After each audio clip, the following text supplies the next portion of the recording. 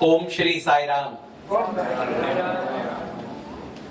I offer my most humble pranams at the lotus feet of beloved Bhagawan.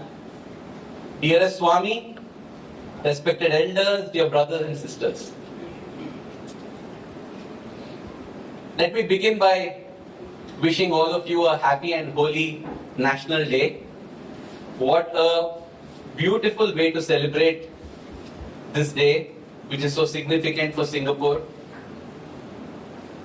It is a day you chose to sing 100 bhajans. What energy, what enthusiasm. Amazing. I came flying through a night flight without proper sleep, and as I sat here I thought I'm going to get some sleep. No, the energy did not permit me.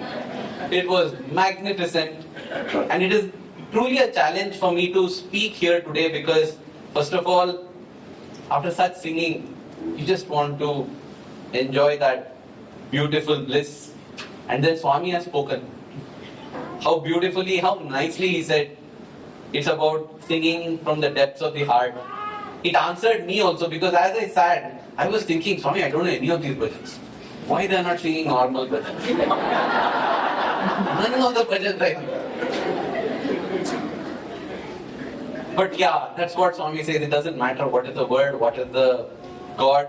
Heavy concentration of Subramanya bhajans, I am very happy. So that is why, Swami would say different parts of the world, different people, they love different deities. So you sing the glory in all names and all tongues. So that's why it was so blissful, so beautiful. I just thought I will take on, I was wondering what should I speak today, Swami, and I will take on from what Swami said. Swami said the bhajan should come from the depths of the heart. That's all is what matters to God. For God, that is.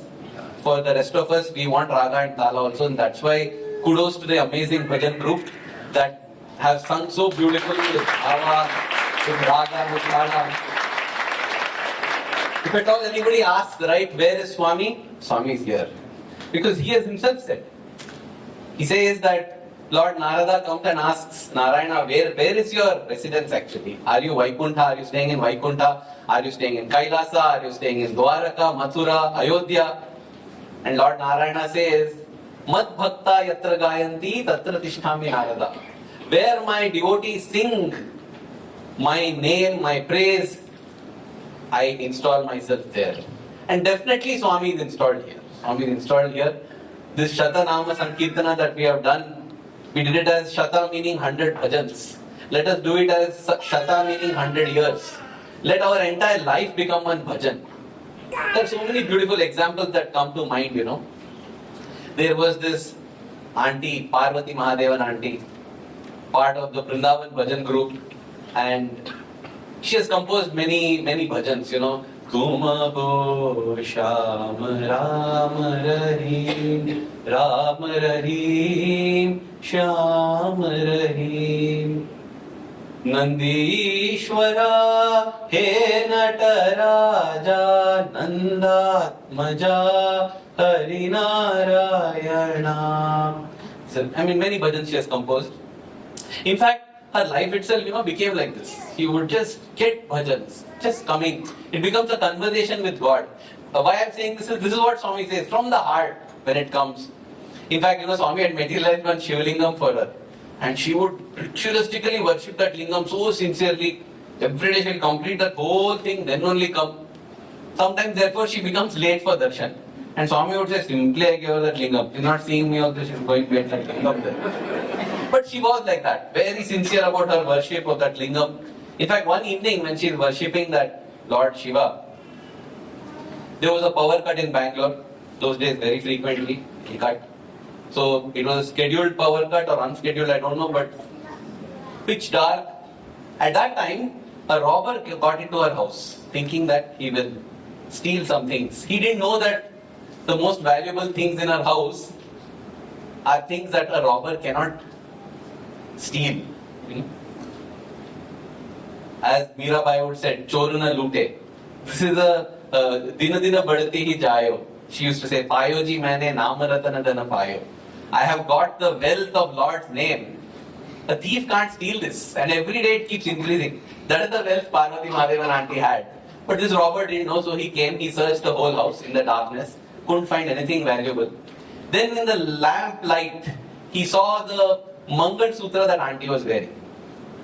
That is the gold, that gold gleamed there, and he thought of stealing that. So he just grabbed at that, trying to yank it out of her neck and run away.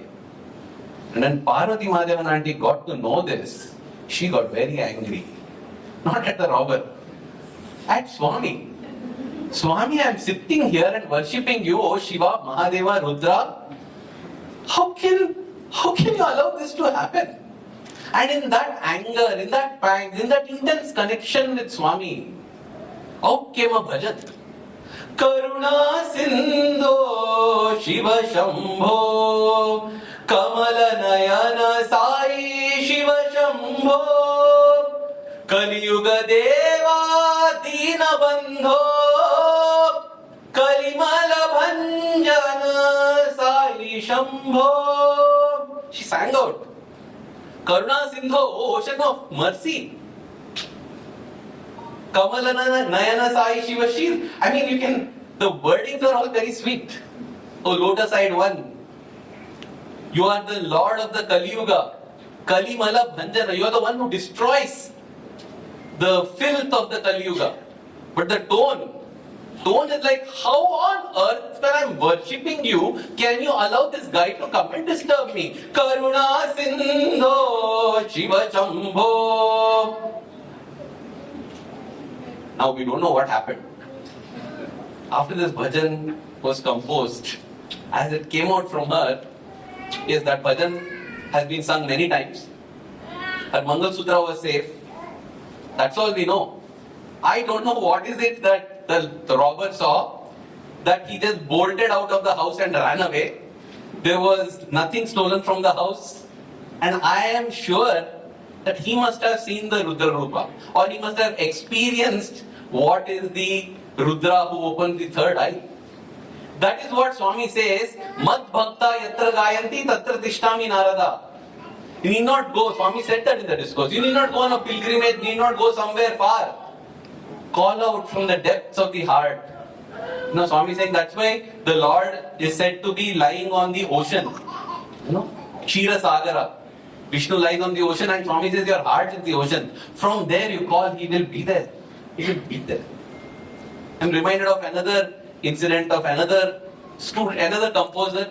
He was a student much senior to me, Brother Sonam Gyamso. So this was one of those phases when he's out of form. Out of form, I think the term is borrowed from cricket. When you're in form, you just do everything right. You mistime cricket is fine, right? In Singapore? Okay. No, once I had gone somewhere and I was giving cricketing examples and they knew nothing of cricket, so I had to give football example. So yeah. So when you're in good form, anything you play, you nick a ball, it goes for a sixer. When you're out of form, you play the best shot, it goes for a catch to get out. So that is what is out of form. He was out of form. Basically anything you do, it will be perceived negatively. Swami will scold you, or worse, Swami will ignore you. See, when you're in form, right? Okay, let me tell you, when you are out of form, what happens? So when you're out of form, you are running into the mandir, you want to catch the front line, and there are some elderly people walking, you almost bump into them, but no problem, nothing happens. And then Swami comes and tells, no discipline. Running like cats and dogs and pigs. Elderly people are walking, no respect, no culture, nothing, just run. Run like animals in a market. What if somebody gets hit and if they fall, what will happen? This is if you are out of form. Now when you are in form, same scenario, you are running into the mandir, catch the front line, there are elderly people walking, you actually bump into an elderly person, that person takes one full circle and somehow balances on his stick, and you will go and sit in the front line. Swami doesn't bring that up at all. Somebody else, a concerned elder, who is concerned about the loss of culture and civilization and discipline among the younger generation, he will bring it up to Swami. Swami, I think we should tell the students not to run like this. And then Swami will tell him, in this age, people go behind movie stars. People go behind such people. When youth is running for God, you should encourage it. So that is what happens when you are in form. So Brother Sivanam Gyamso was in the out of form phase, and therefore, he was being ignored. Even this, Swami does all for the good. Swami would say, when a highway is being repaired, I take another road. Not because I don't like the highway, because I want the repairs to proceed fast. In India, it happens many times. They are laying the road. Even before they are finished laying the road, the drainage department, sewerage will come and start digging to lay a pipe.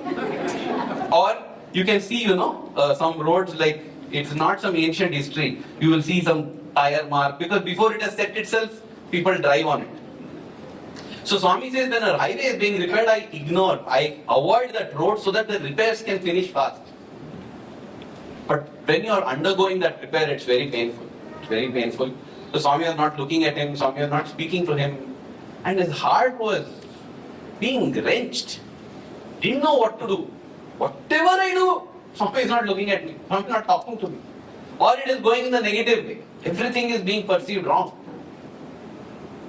So that night, that late in the evening, he decided to sleep on the terrace. So we didn't have fans and such things in the hostel. When it's summer, you have to pray for the wind.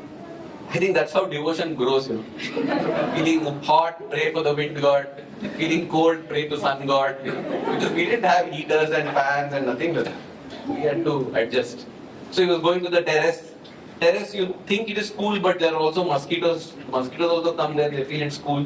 So he's gone there, he's sitting, but nothing. He's oblivious to the heat, to the mosquitoes, because he's in anguish in his heart. Swami is not talking to me, Swami is not talking to me. And in that depths of his anguish, he's sitting there looking at the night sky, and something stirs in his heart, and just spontaneously out it comes. Sai Om, Sai Om, Sai Om. Tan man pran mein Sai Om. Tan, body, man, mind, life, pran. Sai Om. Sai is there in my life, in my body, in my everything. Shayan sapan mein Sai Om. In my sleep and dream, awakening state and dream state, it is Sai. Gagan pavan mein Sai Om. In the skies, in the air, it is Sai. Shayan sapan mein Sai Om. Nayan nayan mein Sai Om. In every eye, every person that is there, it is Sai. Janam maran mein Sai Om. In life there is Sai, in death there is Sai. Swami, how can you be far from me? What am I thinking that you are far from me? You are there in everything, Swami. Even if you want to be far from me, you can't be far from me. I'm reminded of a person in the royal family. She was having to take a difficult decision in her life, and she had been advised to do something by Swami, but the entire family had advised her to do something else, which was logical and worldly wise perfect. She was not knowing what to do. Doing what Swami says would mean being considered a fool in the eyes of the world and possible dangers as well. And then when she had asked Swami, Swami said, remember, if the world is upset with you, you can go to some other place. But if God is upset with you, where will you go? Because He's there everywhere. And we can turn back and hit to Swami also. Swami, what do you mean you won't talk with me? How can you not talk with me? You're there in everything. You're there in the mic, you're there in the flower, you're everywhere, Swami. You can't escape me. And that's how that bhajan came. Sai Om, Sai Om, Sai Om. And within days, he was singing that in Swami's presence, enjoying the bliss of Swami singing. This is what it is. Bhajan, making our whole life into a bhajan. That is what these bhajan sessions should lead us to. And it is not about, I'm of course telling you stories of bhajans being composed, but it's not that we have to compose a bhajan. It's just a heartfelt call. That's enough.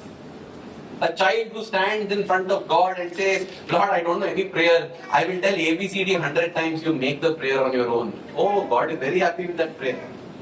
You know all the words, Lord, you know all the sentences. I just give you the raw materials. I tell A, B, D, F, G, H, I, J, K, no Raga. God will be very happy. He is Bhava Priya. So speaking of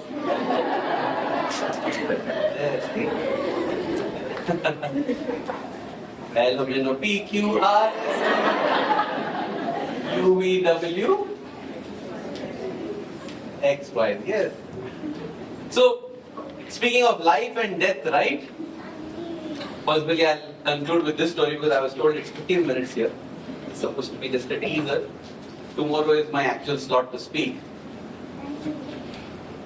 So, sometime in the 1980s or 1990s, I think, there was a brother, again a senior in the college, 1980s, late 1980s, I think. He was a singer. His name was Kumar. And Kumar was out of form. Some of the most beautiful bhajans are sung or they get created when you're out of form. That is why, Kunti prayed to Lord Krishna. Oh Krishna, fill my life with troubles. Because when I'm filled with troubles, I'm always thinking of. So, his out of form was continuing and he came to the mandir, come running to the mandir. We used to not even wear slippers, when we used to go to the mandir because we'll waste time in leaving the slippers and we may lose a front slot. You would have seen, those of you who have been to Puttaparthi, you will see at that time when Swami was there physically, you will see that 5-10 minutes before darshan there will be a herd of white buffaloes rushing in. Everybody trying to grab the front seat because we had our own line system, we had to beat all of those things, navigate and try to come front. So these things were all modifications we would do. No pit stops, no need, Pit stop is there only if your car has tire, right? Don't even wear slippers, you can just directly walk into the mandir. So yeah, literally running in. I really feel that without us knowing, we have lived through so many bhajans. The way we would go to mandir would be exactly that. Hari Naam gaate chalo, Sai Naam gaate. We just be running, Mahadevan go, tumbling go. You just want to reach. Somehow reach there. So as he's rushing there, Kumar was rushing. Swami had given his parents a room in East Prashanti, first room, ground floor. He's seeing his father standing there. What happened? He says, Kumar, just come in. He enters the home and 4 doctors from the general hospital, they're standing there. It's not a good scene. What happened? Her mother, she had just collapsed. Low, they've plugged in the machine, they're giving her medication, but her heartbeat, her pulse is very feeble and weak. And the doctors say that, don't know what to do. If this is the case, maximum 20 minutes. That's it. After what you want me to do? Ma, please tell Swami to do something because only he can do something. Oh, I'm out of form. Like, Swami is not speaking. How will I tell Swami? Swami is ignoring me. So he said, doctor, please, you sit and you tell Swami. Swami will listen to him. Okay. So, there is the interview room door from which Swami will enter the bhajan hall. So on the upper veranda, the doctor is sitting. In the bhajan hall, Kumar is sitting. He goes and says that he wants to sing the second bhajan. And he is hoping, second or third bhajan, he is hoping that Swami is sitting there. Because he feels I can communicate only through bhajan. No way can I speak to Swami. Swami is not going to speak to me. He has not been speaking to me from so many days. So that's what it is. And the bhajan starts. Swami has not come. The Ganesh bhajan is going on. As the second bhajan is going on, the door opens, Swami walks out. The doctor tries to get up to tell Swami. Swami tells him, sit. Doesn't talk to him. Comes in. And now Kumar is preparing for his bhajan. He begins with the ala. Tvameva mata cha pita tvameva. Swami, you are my mother, you are my father. Whatever, Swami, I might have done that has upset you. One time, just break that. Break that and just speak and solve this. Tomorrow onwards, you go back to this. Don't talk, I'll go through the pangs and pain, but please, one exception, Swami. And that's why he selected this bhajan also. Sai Pitar Mata Sai. This is the bhajan that he has selected to sing for Swami. And even as he sings this first line, it's as if like Swami got a jolt. Swami gets up, looks, doesn't even look at him. Gets up from the chair, walks out. Walks out. And Kumar is fully broken there. Like, Swami, even on this day you are doing this. Swami, what a situation I am in. I need some support from you. You are the love of 1,000 mothers. Give me love of 3.5 mothers at least now. Or something like that. A little bit. Just look at me. No. Swami walks out. And Swami walks back inside only after his bhajan is complete. Don't making it very clear. Your bhajan, don't want to listen. He started singing, I ran out. Stop singing, I have come in. This is a beautiful thing, in retrospect, we can smile and laugh. That's the beauty of life. We look back at all the times that we cried and we laughed. We look back at all the times that we had laughed and we cried. That's what it happened. Think of Swami, think of... Anyway, that's life. So, here he is yearning and fine, and Swami comes and he has left it. He's also seen the time. 20 minutes are over. My mom would have gone. Surely she would have gone. As the bhajan gets over, Aarti, Swami leaves. He is walking. The warden comes and Kumar, I knew before you also. I knew in 20 minutes she's going to die. I know she's dead. So he rushes to his home. And his father is shedding tears, crying, trying to lock the house. He's telling them to take on. He's pointing towards the mortuary. Kumar understands, says, Dad, you just go, I'll come. So Dad runs. Kumar steps into the house. He realizes this house will never be the same again because my mother will no longer be there. The house is a gift from Swami. But my mother is not there. Just feels around, looks at all the equipment, everything. He also sees that glass of water with the spoon. When somebody is dying, you feed them water 3 times. That's the final act you do ritually. So that's it. Comes out and he also heads towards the mortuary. And he goes there, he goes to the mortuary. His mother's body is not there. What happened? He doesn't know. So he goes to the volunteer over there and says, one body was brought. No? Volunteer, yes, up. I know she went up, but there is. No, up. First floor in the hospital. First floor in the hospital? Mortuary is on the ground floor. Up, he thought he went up, so he climbs. He goes to the hospital. He climbs up to the first floor. And there his father comes. Kumar is shedding tears. And he says, come see. And there inside, he sees his mother on the bed, breathing hale, hearty, alive. He's just not able to comprehend what happened. What happened? You said that she's gone. No, I didn't tell she's gone. I was just crying. Telling, Kumar, you are singing bhajan. 3rd line of your bhajan, a knock at the door and Swami has come home. When Swami got up and walked out, he didn't walk out on Kumar. He walked out into his home then.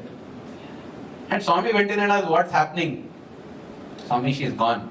No, she's not gone. Sita is not gone. Sitama is not gone. Get me a glass of water. And he takes one spoon of water, puts it into her mouth, comes out. 2nd spoon again comes out. The 3rd one is confused. He picks up 3rd one and the father holds Swami and says, Swami, no, Swami, please. I mean, like, give my hand. Puts the 3rd one and she swallows it.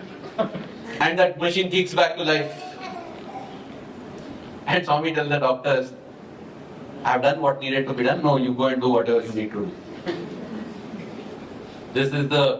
This is what has happened there, and then Swami comes back again, sits, and this story continues. I'm not going to look at your face. You wanted me to break it briefly, right? I've broken it briefly, I've done what necessary. And he's continued, he's out of form continued. But that is the power of bhajan. It brings life. It takes us to a point where it won't matter whether there's life or death, because Janam Marana Me Sai Om, Sai Om, Sai Om, Sai Om. Dearest Swami, may we spend every moment of our lives in thoughts of you, and leading our lives in that manner will ensure our words are filled with you, our actions are filled with you. May the love that we have for you in our hearts keep growing stronger every passing moment, and may every day of our lives be a continuous bhajan at your lotus feet. Thank you. Jai Sai Ram.